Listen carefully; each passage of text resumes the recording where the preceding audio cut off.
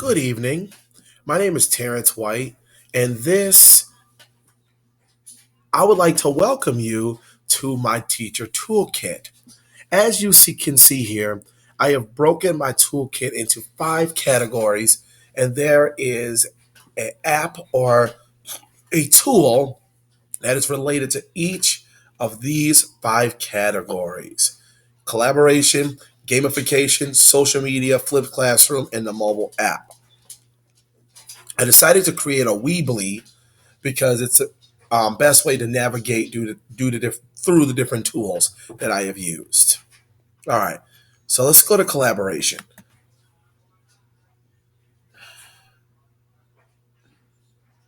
All right, so the first tool that I have used with collaboration is Google Docs.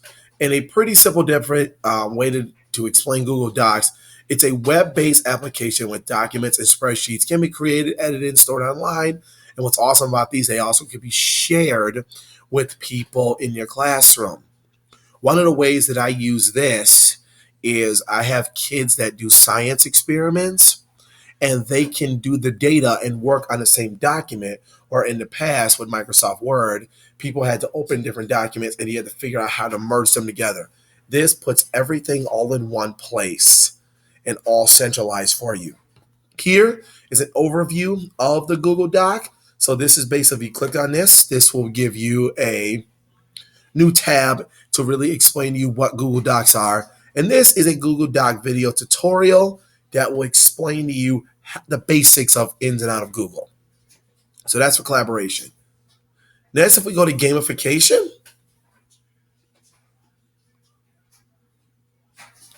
all right, here we go. Next, gamification is the tool that I have is Minecraft.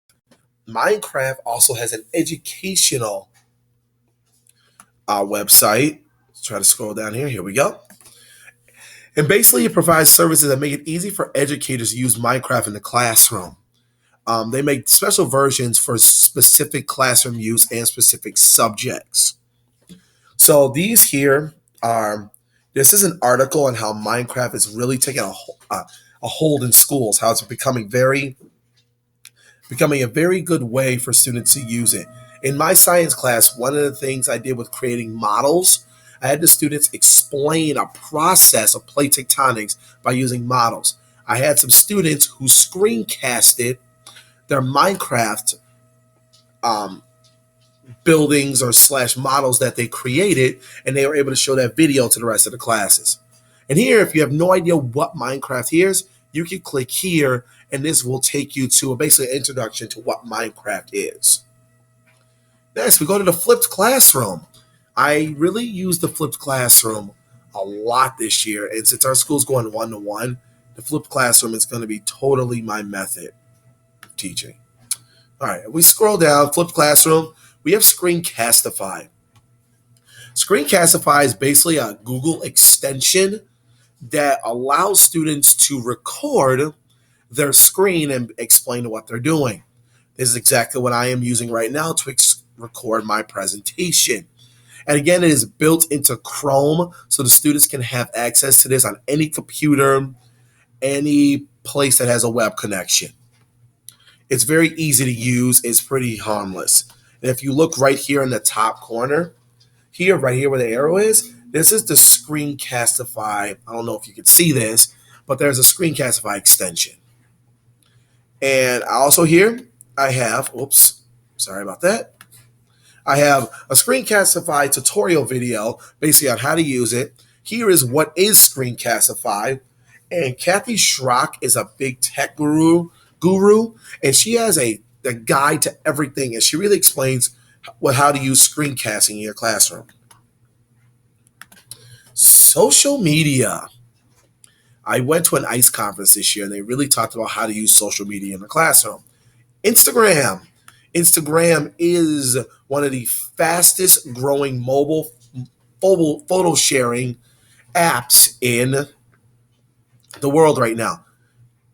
In 1 year, it was started in 2010, and in 1 year, 100,000 users joined Instagram, and 90% of their users are under the age of 35.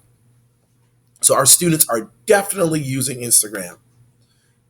So basically, 10 ways, if you want to know 10 ways to use Instagram in the classroom, you can click right here and they will tell you 10 ways to use it. And if you have no idea what Instagram is, here's a little tab here and it'll open you to basically a video to explain what Instagram is. All right, one more. Mobile apps. So many mobile apps we use. I'm just really trying to figure out which one is the best. Quizlet is the one I decided to pick. Just in case you didn't know, Quizlet was created in 2005 by a high schooler who is now making a ton of money off of it. His name is Andrew Sutherland. Here you go. This is basically a place where kids flashcards study and put those flashcards into game modes. There's a free version and then there's a paid version. And this is also available on a computer, on Android and iOS programs. So basically, if you want to know what the mission statement of Quizlet is, you can click right here and really explain what it's used for and how it's great to use in classroom. And here are 11 is a blog, 11 ways you can use Quizlet in the classroom blog. So basically, in a nutshell, this is my teacher toolkit. So with my lesson plan that I created, I'm currently in the process of it. I have the students, I give them a rubric of all the steps that they should be doing while creating a model. So instead of me having them read the textbook and then just explain it, they are going to do research on it, put images on it on their rubric. They are going to draw a picture of what their model is going to look like. And it's the model. The most important thing to understand is the model isn't just, all right, a volcano has this, a volcano has these parts. It's really explaining the process of how all of these parts come together to create a system of a volcanic eruption.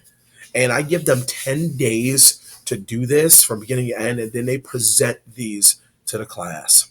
That is nutshell my lesson plan. I would say thank you for listening to my presentation and have a wonderful day.